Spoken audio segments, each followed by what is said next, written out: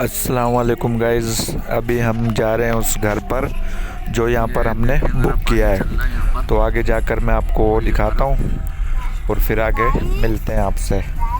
तो आइए फिर आपको वो जगह भी दिखाएंगे और वहाँ का फुल रिव्यू करवाएंगे। तो आइए फिर आगे मिलते हैं आपके साथ। भाई मेरे को दिख गया था वो मारखोर पहाड़ पे था बेटा 12 सिंह वाला। तो ये घर के अंदर का रिव्यू करवा रहा हूँ मैं। ये देखें आप, कितना बेहतरीन रिव्यू है। ये देख सकते हैं आप, ये घर के अंदर का रिव्यू है। अंदर भी बर्फ़ पड़ी हुई है, ये देखें। ये देख सकते हैं आप, ये सारी बर्फ़ यहाँ पर घर के अंदर भी बर्फ़ है। तो आगे देखते हैं, आपको दिखाते हैं। गाइस हम नारायण आए हुए हैं, यहाँ बहुत सारी बर्फ हो रही है।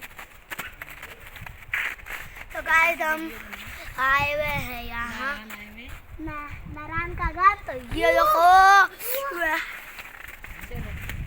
चलो आओ।